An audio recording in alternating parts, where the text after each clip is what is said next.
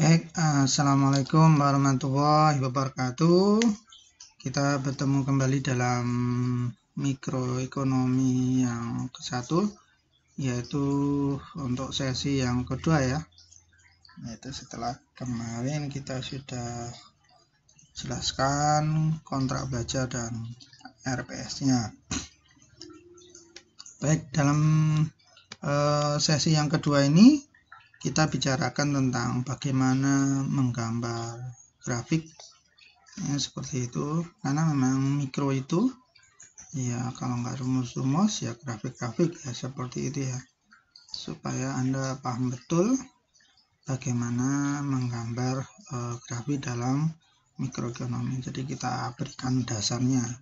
Sebenarnya ini juga diberikan di matematika ekonomi ya, saling menguatkan saja, saling menguatkan, saling melengkapi ya, seperti itu. Nanti Anda akan dapatkan juga nanti di matematika ekonomi di bahasan derivasi ya, seperti itu.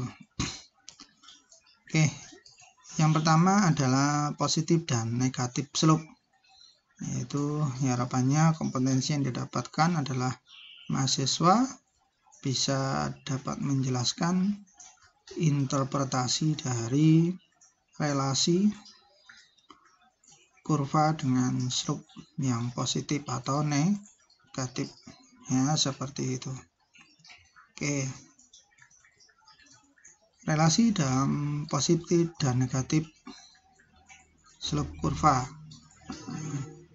yaitu relasi dalam kurva dengan slope positif dan negatif. Oke, yang pertama adalah positif slope. Positive slope itu sebenarnya menggambarkan dari direct relationship. Ya, apa yang dimaksud adalah hubungan antara dua variabel yang positif, yang berarti bahwa satu kenaikan dari suatu variabel itu berkaitan dengan kenaikan variabel yang lain. Ya, seperti itu. Jadi kalau satu naik maka yang lain naik, seperti itu.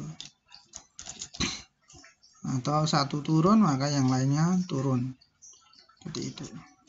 Tapi harap bedakan nanti kalau mempelajari ekonometrik atau mungkin dalam matematika Anda mempelajari relasi dan fungsi, itu kan beda ya, seperti itu.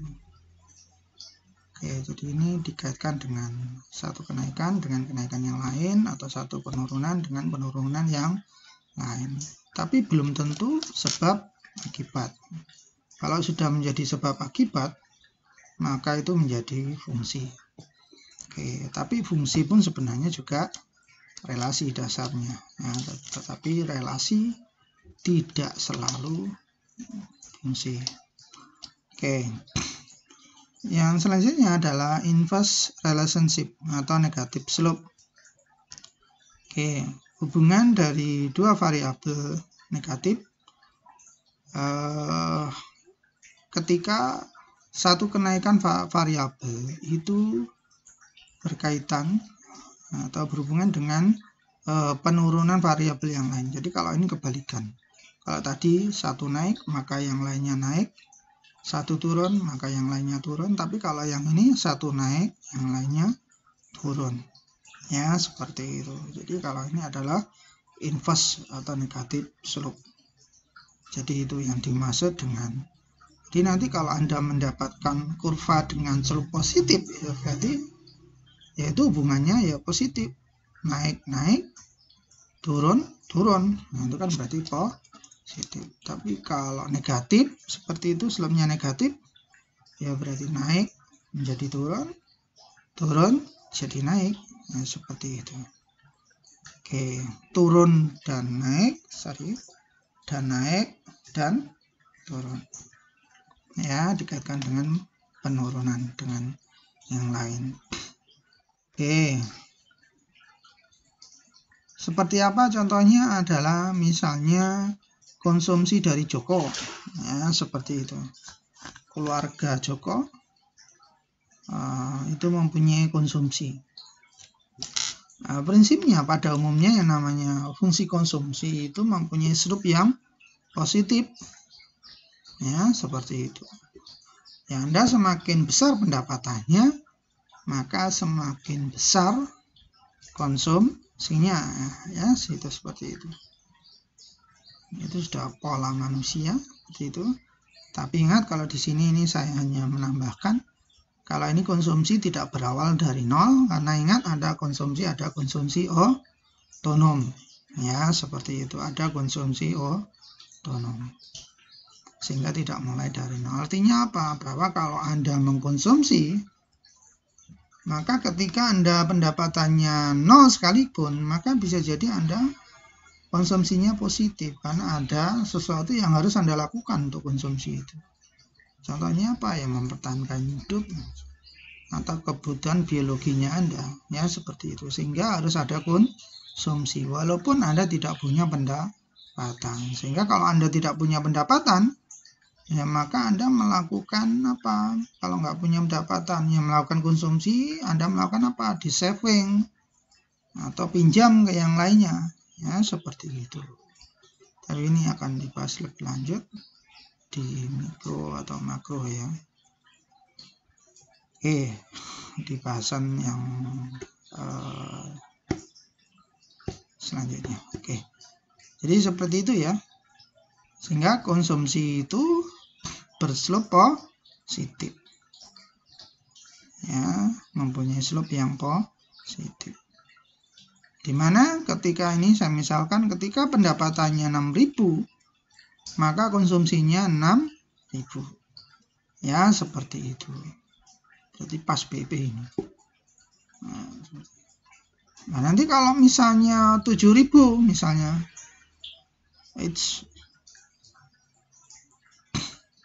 kalau misalnya pendapatannya Pak Joko ini 7.000 atau 7 juta, ya, dalam satuan ribuan, ya, seperti itu, maka tentunya konsumsinya akan naik, ya, seperti itu, konsumsinya akan naik. Oke, jadi seperti itu, ya, dimaksud positif slope, relasinya seperti itu. Jadi kalau 6.000 adalah 6.000, tentunya kalau 7.000 ya lebih dari 6.000, ya, seperti itu. Cuman karena MPC-nya adalah di bawah 1, ya, MPC-nya di bawah 1, nanti kalau meningkat dari 6.000 menuju 7.000 kan berarti meningkat 1.000, ya, maka tentunya 1.000-nya itu tidak dihabiskan semua, ya, pasti kurang dari 1.000 konsumsinya, seperti itu. Sehingga apa? Maka selanjutnya kalau ini BEP, selanjutnya Pak Joko itu bisa melakukan saving, ya, seperti itu. Oke, yang selanjutnya adalah negatif slope. Slope negatif misalnya adalah permintaan bakmi Jowo dari Mbah Tris, ya, dengan merek Mbah Tris misal. Oke, maka dia mempunyai negatif slope.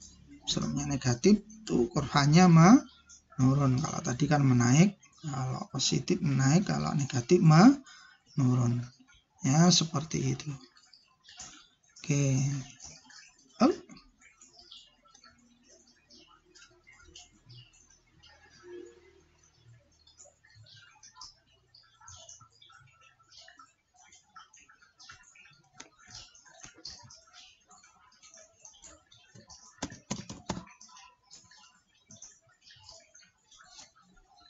Bakmi model.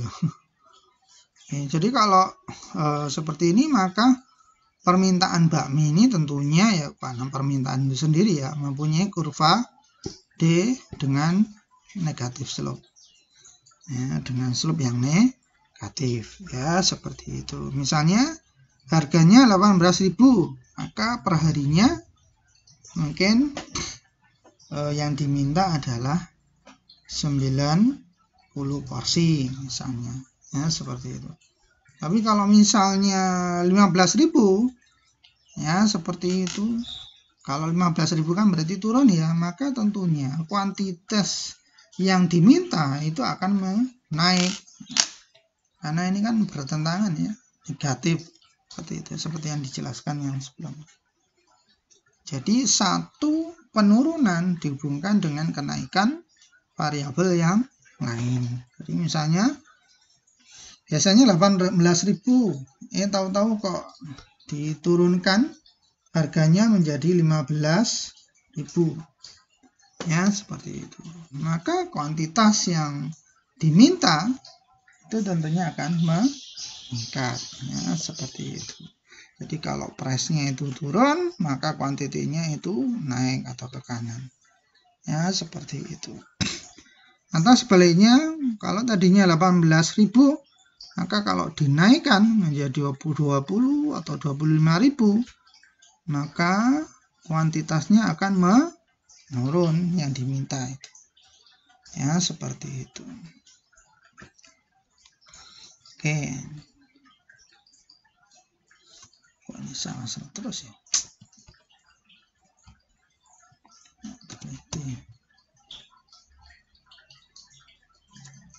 Jadi seperti itu. Jadi paham ya antara yang positif dan negatif, ya, seperti itu. Jadi kalau negatif tentunya inverse, jadi satu kenaikan dihubungkan dengan penurunan variabel yang lain. Penurunan dihubungkan atau dikaitkan dengan kenaikan variabel yang lain. Nah, itu misalnya pada fungsi permintaan seperti itu. Oke.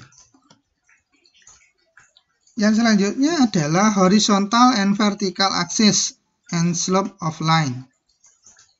Ya, seperti itu. Jadi diharapkan nanti mahasiswa itu dapat menjelaskan dan menggambar sumbu horizontal dan sumbu vertikal, ya seperti itu, dan menggambarkan hubungan antara satu variabel dengan variabel yang lain, termasuk menginterpretasikan slope-nya dari garis tersebut, ya seperti itu. Oke, ini adalah horizontal axis misalnya. Horizontal axis itu prinsipnya kalau semakin ke kanan maka semakin positif atau semakin membesar. Jadi prinsipnya itu. Oke, saya yakin Anda sudah dapatkan di SD bahkan ini. Dan sebaliknya kalau semakin ke kiri maka semakin negatif. Oke, nanti kita kenal kalau semakin ke kanan itu run positif, kalau ke kiri itu run-nya itu adalah negatif, ya seperti menjauh, ya. Oke, sebaliknya sedangkan di sisi yang lain kalau misalnya vertikal ke atas ke bawah seperti itu, maka semakin ke atas semakin positif, semakin bawah tentunya ini kalau diteruskan dari 0 ke bawah semakin negatif, negatifnya semakin besar, ya seperti itu. Oke, yang perlu saya sampaikan di sini, ketika Anda menggambar sumbu, ya ketika Anda prinsipnya kalau menggambar itu kan harus betul dulu sumbunya, ya sumbunya yang jelas itu harus konsisten. Kalau Anda lihat di sini itu kalau ke kanan itu yang horizontal 0, 2, 4, 6, 8, walaupun ini saya nggak pakai penggaris ya, tapi kan kira-kira sama lah seperti itu, sehingga jaraknya ini 0, oh ini 2, ini 4, ini 6, ini 8, jadi konsisten ya, jangan sampai ini 0 terus 2 terus meloncat 10, nah, itu ngawur itu namanya berarti. Itu seringkali Anda menggambar seperti itu. Jadi harus konsisten. Kalau jaraknya 1-1 ya 1-1-1. Seperti itu. Ke kiri juga seperti itu, harus konsisten. Begitu juga untuk vertikal ke atas ke bawah. Loh Pak, ini kok satuannya 10 atau puluhan, ya nggak masalah. Ya, yang penting konsisten. Jadi tidak harus antara variabel yang horizontal dan variabel yang vertikal ini tidak harus range-nya sama. Ya, tidak harus jaraknya sama. Bisa jadi yang ke bawah ini, kok yang ke bawah, yang mendatar ini kan berarti 2 satuan ya. 2, 2, 2, 2, 2, seperti itu. Kalau yang atas ini kan berarti 10, 10, 10, 10. Tidak masalah. Ya, mau yang bawah satu satuan, yang ke atas triliunan, tidak masalah juga. Ya, seperti itu. Yang terpenting adalah konsisten pada sumbu yang sama. Ya, seperti itu. Dan prinsipnya kalau menggambar itu sumbunya dibenarkan dulu. Sehingga nanti menggambar mengikuti sumbunya. Jangan sumbu mengikuti gambarnya, nanti ruwet nanti. Ya, nggak masuk akal itu nanti. Oke, sedangkan yang ke atas ini adalah rise. Semakin ke atas, semakin naik ya berarti positif. Semakin turun berarti semakin negatif. Ya, seperti itu. Dan kalau ini digabungkan tentunya antara yang mendatar itu Y simbolnya, sedangkan sumbu yang vertikal adalah mendatar itu X, sedangkan yang vertikal adalah Y. Ya, seperti itu. Dan mereka bertemu di titik 0,0 atau titik origin. Ya, seperti itu. Sekali lagi, yang mendatar dengan yang ke atas, dengan yang vertikal, itu range-nya berbeda, nggak masalah. Ya, skalanya berbeda tidak bermasalah, tidak masalah. Yang penting dalam satu sumbu itu skalanya harus konsisten. Kalau 1 1 1 1 ya 1 1. Kalau 5 5 5 5 5 ya 5 5 terus. Kalau ratusan ya ratusan terus. Ya, seperti itu. Oke, selanjutnya menggambar grafik. Seperti itu. Menggambar grafik ini misalnya income consumption. Ini kebetulan saya ambilkan dari yang contohnya tadi, konsumsinya Pak Joko. Seperti itu. Oke. 1000, kalau pendapatannya 1000, maka konsumsinya 2000. Loh, kok bisa Pak? Ya, tadi itu ceritanya. Bahwa dia kenapa kok konsumsi lebih besar? Karena dia ada konsumsi otonom. Ya, seperti itu. Sehingga ya 1000-nya dari mana Pak? Ya dari pinjam, dari utang, dari ngambil tabungan, ya seperti itu, dari mantap ya. Seperti itu. Oke. Nah, ini hal yang sepele ini aja. Kalau Anda gambar nggak betul, maka itu bingung Anda itu. Ini Y dan C-nya itu 1000 dan 2000. Nah, nanti Y-nya itu 1000, nah titik 1000 di sini.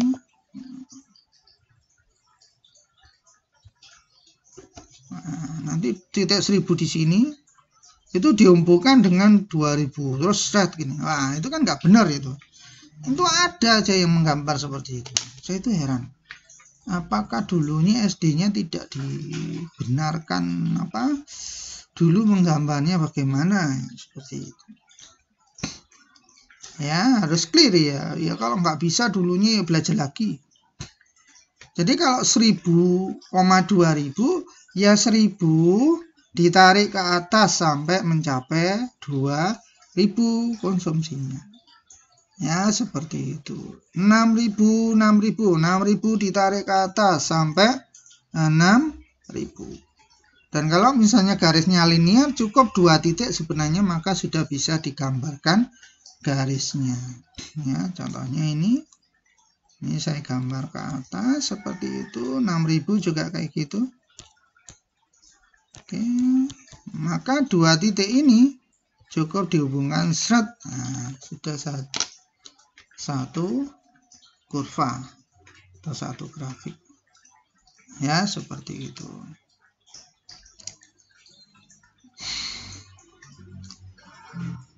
Oke, Anda lihat di sini ketika pendapatannya 7.000, maka konsumsinya 6.800. Artinya kalau di atas 6.000 tadi kan 6.000 berarti BIP. Berarti kalau di atas 6.000 pendapatannya, maka dia konsumsinya berkurang. Maksudnya kurang dari 7.000 kalau misalnya 7.000 pendapatannya. sehingga dia bisa melakukan saving. Nah, ini kalau dari data 7.000 maka konsumsinya 6.800 ya, seperti itu. Ini yang sederhana sekali, tapi banyak yang gambar ini bingung. Saya tuh heran, apa dulu SD SMP nggak pernah mendapatkan gambar seperti ini ya. Seperti itu ya, tolong dipelajari kembali Bapak-Ibu, nggak usah malu untuk melajari kembali. Oke, jadi itu menggambar kurva. Tapi prinsipnya tadi, kalau kurvanya itu berupa garis linear, maka sebenarnya cukup 2 titik, maka itu sudah bisa menggambarkan garis. Tinggal dihubungkan saja 2 titik itu dengan penggaris, maka akan terjadi kurva.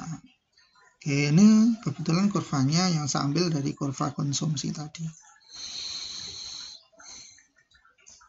Oke, yang selanjutnya adalah slope positif.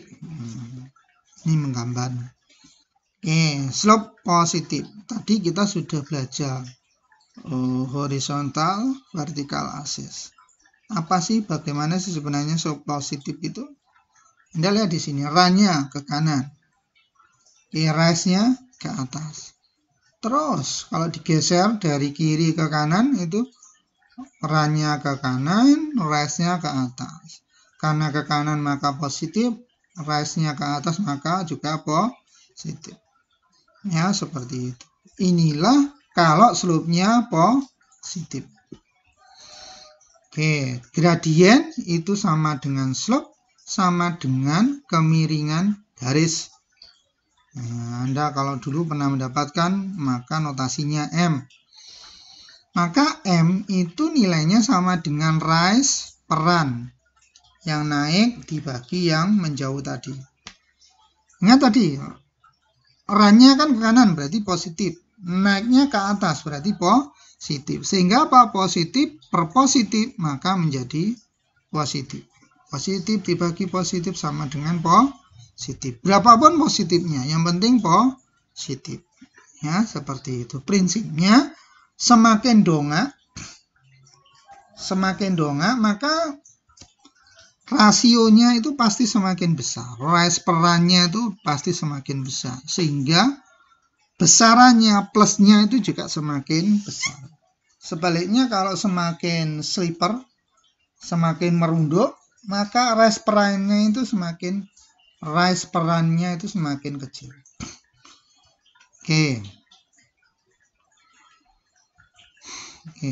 Dengan demikian, ketika garis itu menaik, ini kan garisnya menaik ya, dari kiri ke kanan atas ya, seperti itu, maka dia pasti akan punya slope yang positif. Atau dibalik, kalau dia secara matematika slope-nya positif, Anda kan sudah dapat slope ya, Anda sudah dapat gradien di matematika 1 kemarin, maka pasti dia mempunyai garis yang naik.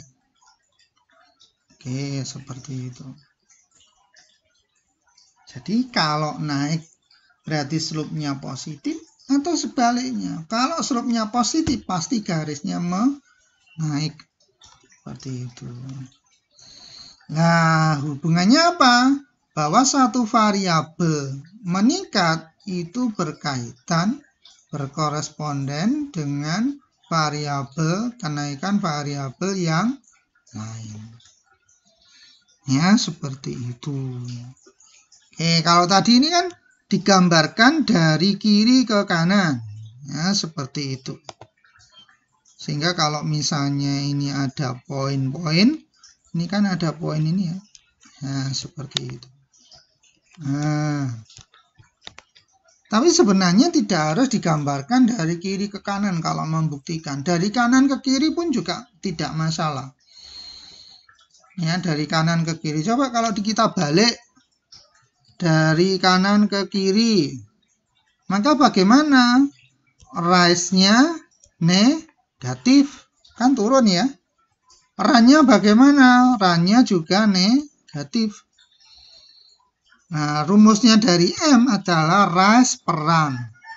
Turun dibagi ke kiri, turunnya negatif, ke kirinya negatif. negatif. Berarti apa? Min dibagi min ya plus. Jadi membuktikannya tidak harus dari titik. Ini kalau saya berikan titik A, B, C. Dari titik A, B, C itu tidak harus seperti itu.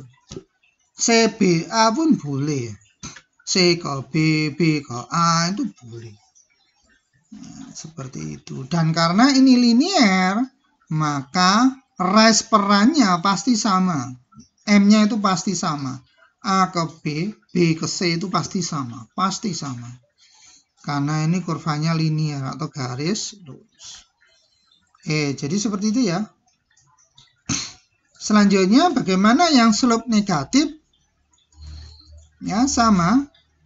Kalau kita gambarkan dari kiri ke kanan, kalau slope-nya negatif itu maka dia kiri ke kanan itu turun. Sehingga run-nya positif karena ke kanan, seperti itu, rise-nya turun. Kalau rise-nya turun berarti negatif. Terus, run-nya positif, rise-nya turun. Dan seperti yang saya kemukakan tadi, maka rise per run ini itu adalah sama, konstan. Karena apa? Karena kurvanya linear atau garisnya garis lurus, bukan melengkung. Prinsipnya sama, gradien itu sama dengan slope, sama dengan kemiringan garis, di mana kemiringan garis itu diperoleh dari rumus rise per run.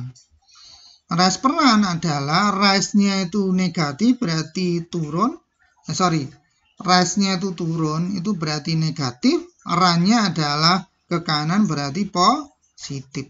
Berarti negatif dibagi positif sama dengan negatif. Ya, seperti itu. Dengan demikian, kalau garisnya itu menurun, pasti slope-nya negatif. Udah pasti itu. Ya, kecuali kalau dunia bergoncang, terus habis itu konsepnya berubah. Pasti itu seperti itu. Kalau garisnya turun, pasti slope-nya negatif. Atau sebaliknya, kalau slope-nya negatif, sudah pasti garisnya menurun. Ya, sudah pasti kalau digambarkan garisnya menurun. Sehingga nanti kemarin kan di ujian mungkin ada yang sudah tahu slope-nya negatif, lah kok garisnya naik. Wah, itu jelas salah. Ya. Atau sudah tahu slope-nya positif, lah kok garisnya turun. Nah, itu kan jelas salah. Ya, seperti itu. Sehingga peningkatan satu variabel berkorespondensi dengan penurunan variabel yang lain. Contohnya demand tadi. Antara harga dan kuantitas yang diminta. Ya, seperti itu. Pembuktian pun secara matematika seperti ini aja. Salah.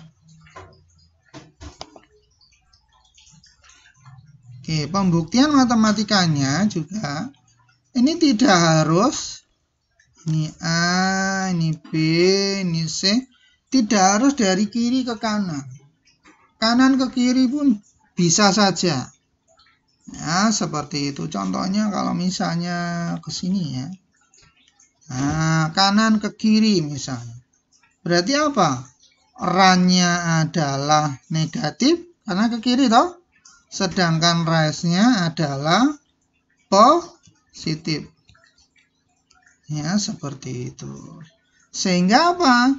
Positif dibagi negatif.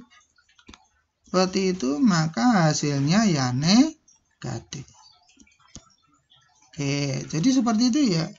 Jadi tidak harus dari A ke B, terus dari B ke C. Bisa dibalik dari C ke B, B ke A. Ya, jadi seperti itu. Prinsipnya itu tadi, kalau garisnya turun, slope-nya negatif. Kalau garisnya naik, slope-nya positif. Atau sebaliknya, kalau slope-nya positif, pasti gambarnya naik. itu sudah pasti. Ya, naiknya sedikit atau banyak, yang dipastikan dulu harus naik dulu. Ya, seperti itu. Oke, maka kalau semakin dongak, ya seperti itu, maka semakin besar positifnya, semakin curam turunnya, maka juga semakin besar negatifnya. Atau semakin menunduk, berarti tidak curam ya, dongak tapi dongaknya itu slipper, menunduk seperti itu, maka itu berarti positif tapi kecil, seperti itu. Jadi prinsipnya seperti itu ya, slope positif, slope negatif, dan interpretasinya kalau itu menjadi suatu variabel. X diganti apa, Y diganti apa. Tadi misalnya X adalah quantity, Y adalah price. Atau tadi X-nya itu berubah menjadi income, Y-nya adalah consumption. Ya, seperti itu. Sehingga Anda bisa menginterpretasikan, ya prinsipnya seperti itu tadi. Kalau garisnya naik, maka pasti slope-nya positif. Atau garisnya turun, pasti slope-nya negatif. Udah dipegang itu. Walaupun itu sederhana, tapi seringkali Anda bingung. Karena konsepnya itu belum dipahami betul. Ya, seperti itu. Yang selanjutnya adalah bagaimana kalau ada slope non-linear, Pak? Kalau tadi kan slope-nya linear. Jadi kurvanya itu linear, garis lurus lempeng. Itu. Kalau garis lurus atau lempeng itu, maka M-nya itu sama. Di titik manapun sama. Kenapa? Karena rasionya itu sama. Tapi kalau slope-nya itu non-linear, contohnya ini parabola, ya seperti itu. Maka bagaimana slope-nya? Maka tergantung di mana titiknya.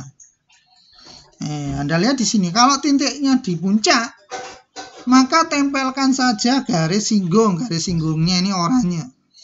Nempel di puncaknya. Oh, garis singgungnya persis horizontal, Pak, maka 0.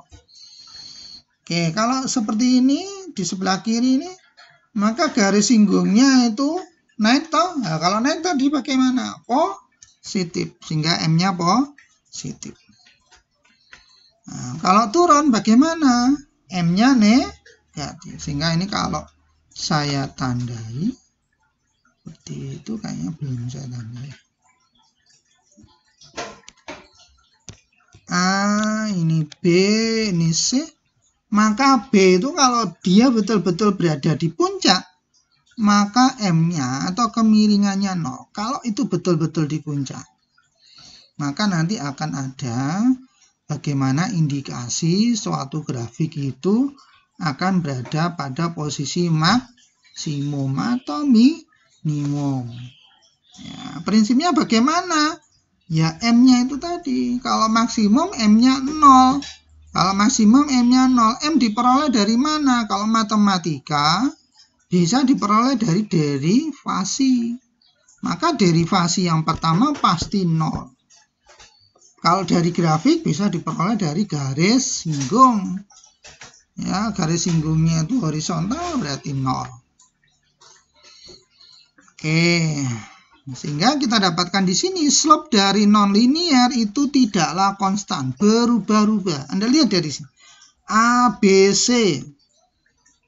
Maka antara A, B, dan C itu berubah-ubah. A positif, B-nya 0, C-nya negatif. Yang menurun pun nanti akan berubah-ubah. Tidak selalu negatifnya sama. Besaran negatifnya berubah-ubah. Ya, atau kita kembali lagi aja.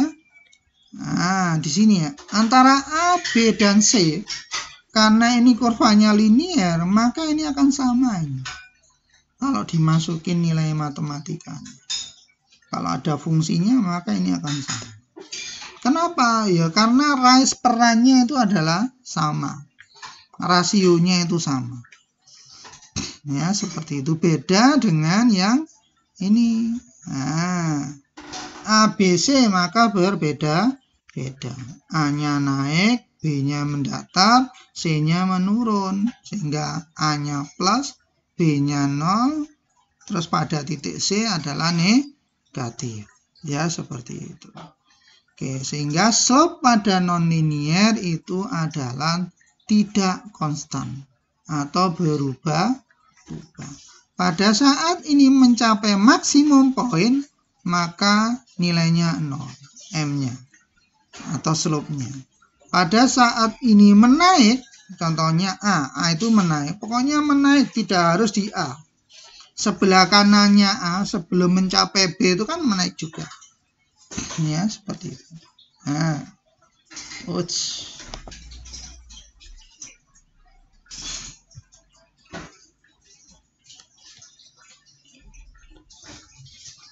ya, seperti A ke B maka menaik ya pasti positif. Oke, sedangkan B ke C menurun pasti negatif.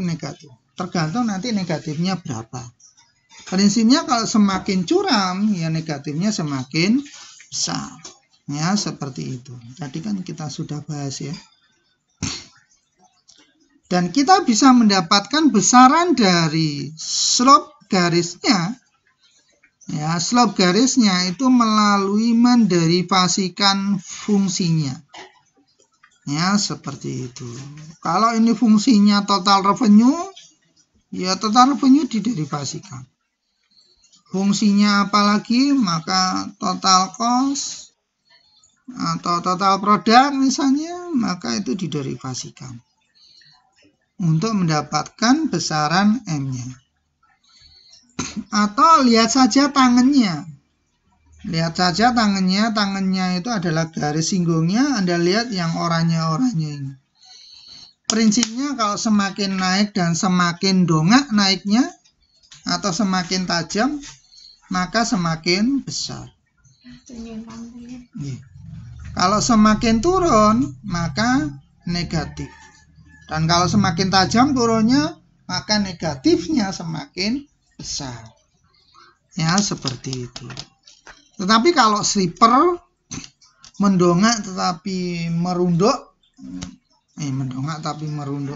mendongak tetapi tidak tajam seperti itu, maka positifnya kecil. Sebaliknya, menurun tapi tidak tajam turunannya, maka negatifnya kecil. Jadi lihat saja garis singgungnya.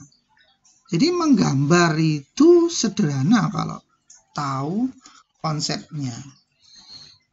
Sehingga Anda dengan mudah nanti mendapatkan marginal, ya, mendapatkan average. Kalau ini kan marginal konsepnya ya, slope itu adalah marginal.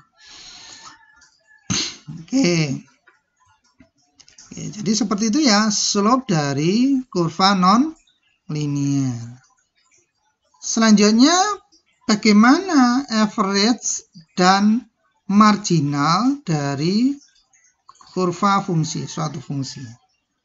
Ya, diharapkan nanti mahasiswa itu bisa menerangkan dan menggambar average product, terus marginal product. Ya, seperti itu. Oke, average product, average rata-rata. Jadi produk rata-rata.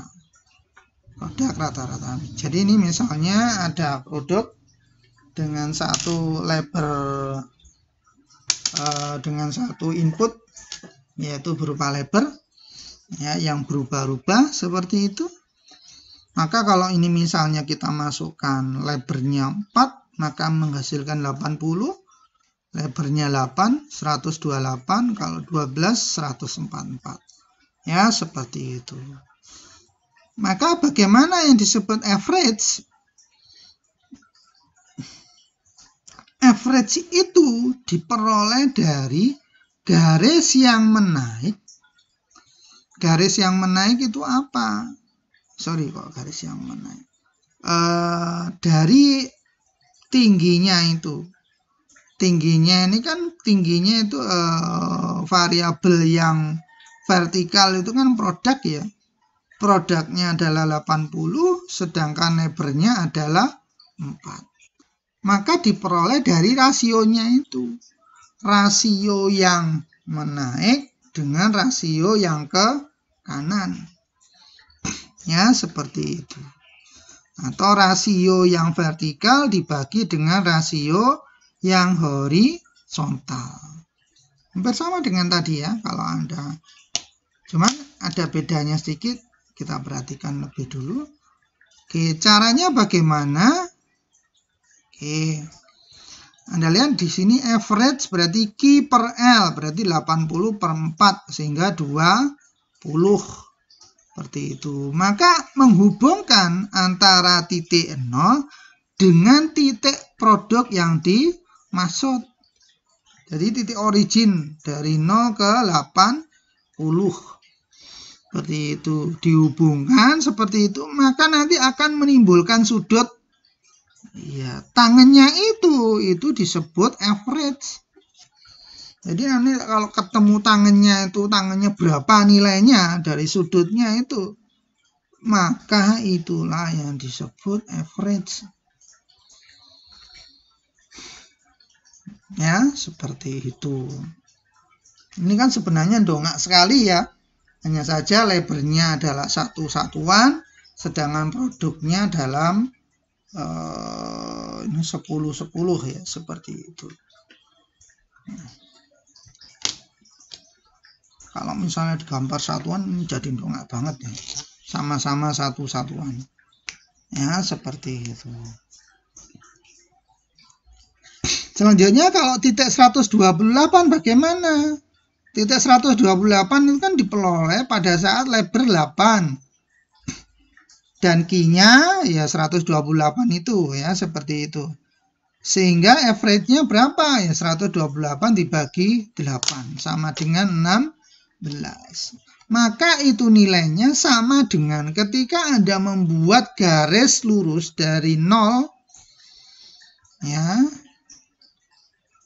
Ya, seperti itu. Nah, Anda lihat ini yang oranye. Dari titik garis lurus yang menghubungkan dari titik 0 ke titik produk yang dimaksud 128 itu, dan itu kita dapatkan sudutnya. Di sini saya notasikan alfa 2 ya, seperti itu. Maka itulah besarnya dari average-nya. Itu besarnya 16. Ya, seperti itu. Dan selanjutnya untuk titik yang 144. Prinsipnya sama, 144 itu diperoleh dari L berapa? Kalau L-nya 12 berarti 144 dibagi 12. Ya, seperti itu. Sehingga average itu sendiri diperoleh dengan membuat garis yang menghubungkan titik origin dengan titik yang dimaksud. Ya, seperti itu.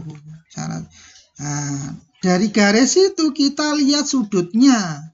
Kalau sudut alfa yang dibentuknya itu semakin besar, maka semakin besar tangannya, semakin besar juga average-nya. Semakin besar nilai average-nya, nilai rata-rata. Ya, seperti itu. Artinya apa? Ketika Anda membuat garis penghubung dari titik 0 ke suatu titik di produk tersebut, kalau semakin mendongak, oke, ini saya gambarkan secara. Nah, ini kalau misalnya semakin mendongak seperti ini, maka average-nya semakin besar. Semakin merunduk seperti ini, maka average-nya juga semakin kecil. Bisa dipahami ya? Jadi nggak peduli panjangnya garis penghubungnya itu. Yang kita pedulikan adalah alfanya itu. Sudut alfanya itu. Nah, jadi tangan alfanya. Ya, seperti itu. Dengan demikian, jika semakin besar sudut pada garis tersebut, maka semakin besar juga nilai average-nya. Dengan kata lain, jika garis yang dibuat tersebut semakin mendongak, semakin jejak ke atas gitu ya, maka semakin besar nilai average-nya. Ya, seperti itu. Sehingga ini kalau digambar, average kalau ada produk seperti ini, maka karena average-nya semakin lama Anda lihat semakin menurun ya, berarti dari 20 menjadi 16. menjadi 12. Berarti semakin menurun. Ya, seperti itu. Jadi kalau Anda gambar,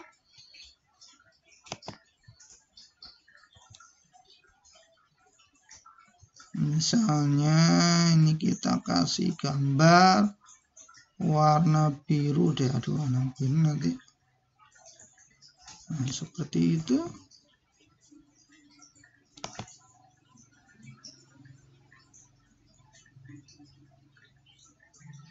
Ya, berarti ini pertama nanti adalah 20 misalnya di titik ini. 20 di sini. Terus selanjutnya adalah 16. Aduh.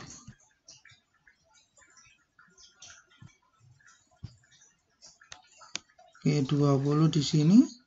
Terus 16 kira-kira di sini. Terus 12 adalah di sini. Ya, maka kita bisa hubungkan saja. Ya, seperti itu. Itu average-nya. Average-nya menurun.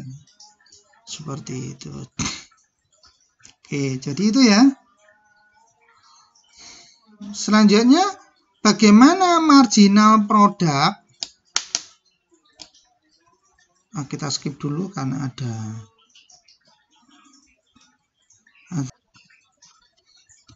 Oke, selanjutnya bagaimana dengan marginal produk? Oke. Kalau marginal produk, kalau tadi average produk itu caranya adalah membuat garis penghubung antara titik origin dengan titik yang dimaksud. Tapi kalau ini buatlah garis singgung, jadi garis yang menyentuh. Buatlah garis singgung, tadi sebenarnya sudah dibahas ya di yang slope tadi itu, karena marginal itu adalah sebenarnya slope ya matematika. Oke. Garis singgung dari titik yang dimaksud. Jadi betul-betul menyinggung, bukan memotong. Ya, seperti itu. Nah, dari garis singgung itu maka buatlah run and rise-nya. Oke, lalu kita dapatkan sudutnya. Nah, tinggal dibagi saja sudutnya itu berapa, dimasukkan rumus kalkulator, atau dibagi antara rise dengan run-nya itu. Ya, di titik tersebut. Ya, seperti itu. Oke. Selanjutnya di titik 128 juga kayak gitu. Buatlah garis singgung. Maka carilah rise perannya. Ya, atau dicari sudutnya. Kalau Anda lihat sudutnya 128 itu lebih kecil daripada di titik 80. Ya, seperti itu. Maka dapat dipastikan marginal produknya itu adalah lebih rendah. Oke, apalagi ini yang 144. Ini kayaknya tidak ada kenaikan ya. 144 itu horizontal seperti itu karena dia posisinya di maksimum. Ya, seperti itu. Oke. Jadi cara mencari marginal seperti itu. Sehingga kalau misalnya Anda mendapatkan suatu kurva, maka tempelkan saja penggaris di kurva tersebut. Semakin mendongak, maka marginalnya semakin besar. Semakin merunduk, maka marginalnya semakin kecil. Ya, prinsipnya sama dengan tadi. Kalau naik positif, kalau turun negatif. Ya, seperti itu.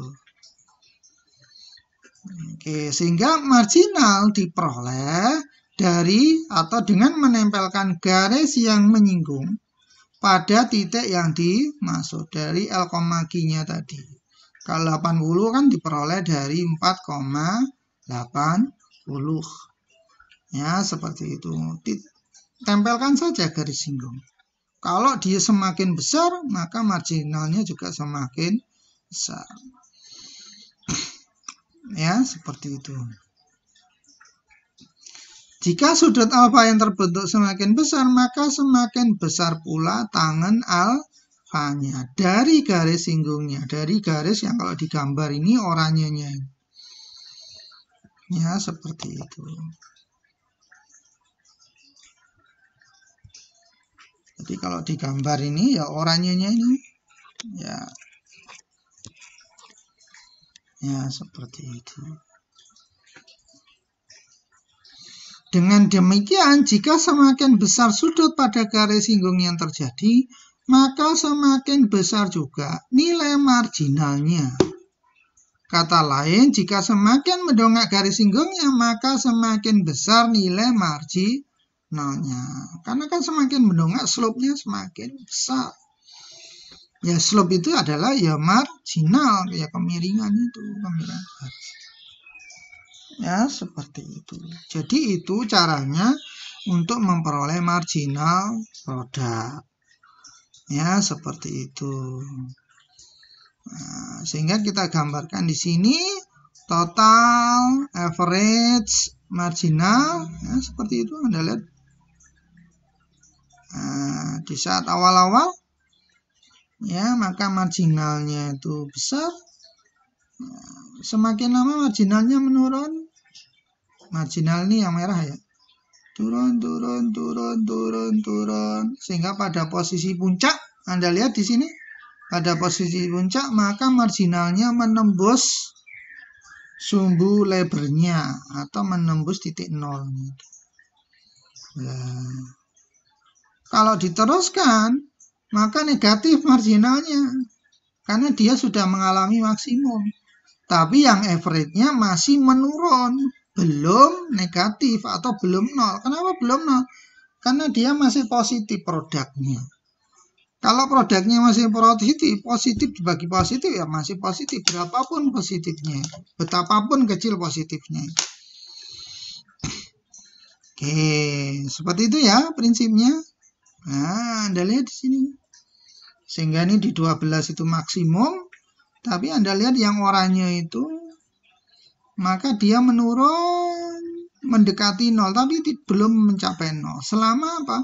Selama total produknya masih positif. Oke, sehingga didapatkan marginal dimulai dari positif dan terus menurun. Kenapa? Karena ada diminishing return. Kalau dalam produksi, kalau utility adalah diminishing utility.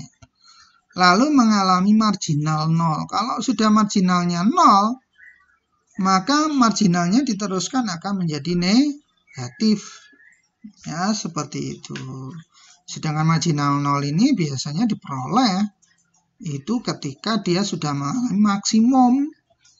Karena setelah maksimum kan nggak naik lagi, turun ya, seperti itu. Selanjutnya marginalnya menjadi negatif, sehingga totalnya menurun. Ya, seperti itu.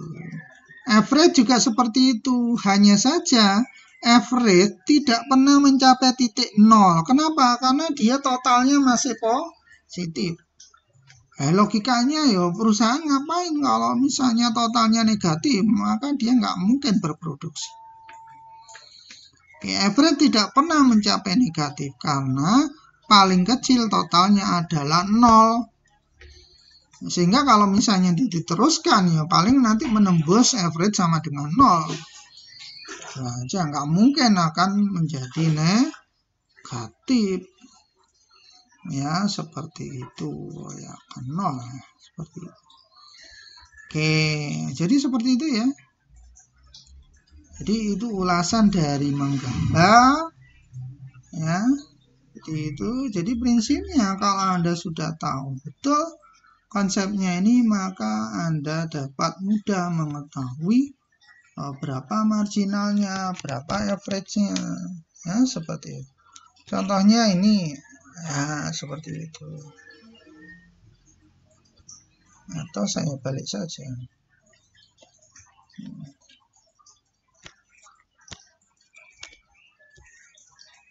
Misalnya kita, nah seperti itu.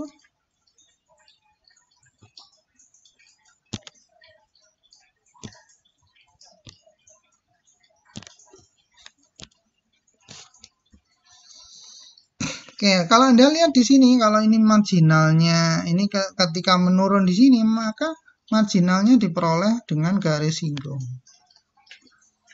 Garis singgungnya ya tentunya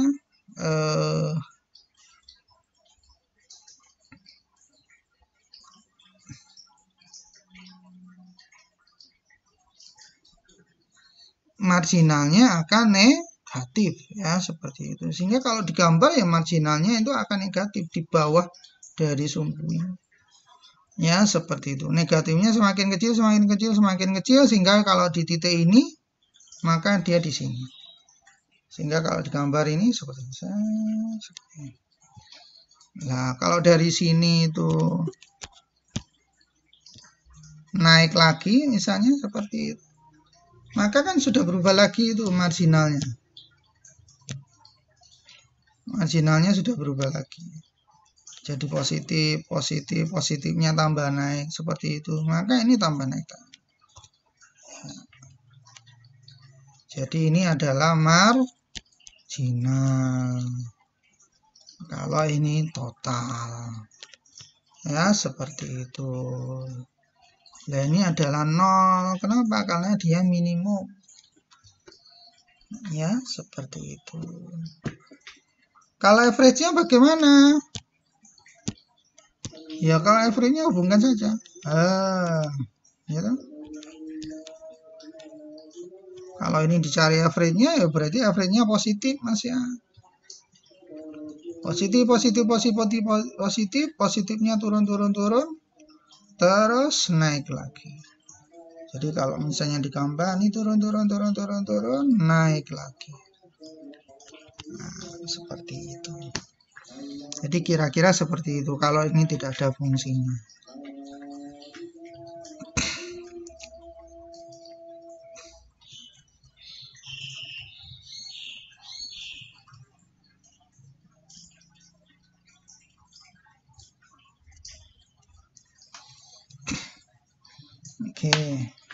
Oke, jadi dari saya cukup itu. Silakan dipelajari kembali konsep-konsep dari menggambar ini. Ini sekali lagi konsep ini sangat penting ya, seperti itu, sehingga Anda jangan sampai salah dalam memahami ya, seperti itu. Contohnya kalau misalnya gambarnya naik seperti itu, maka dapat dipastikan ya ini slope-nya positif. Atau turun, maka dapat dipastikan slope-nya negatif. Seperti itu. Atau tadi misalnya, gambarnya turun naik. Ya, seperti itu. Maka kalau dicari titik-titiknya di sini, maka marginalnya ini pasti negatif. Ini adalah 0, ini adalah positif. Kenapa seperti itu? Karena pada di sini dia menurun, ini dia mendatar, terus ini dia menaik. Nah, seperti itu.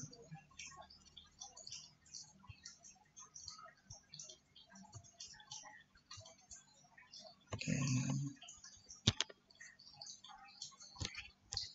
Atau gambar-gambar yang lainnya.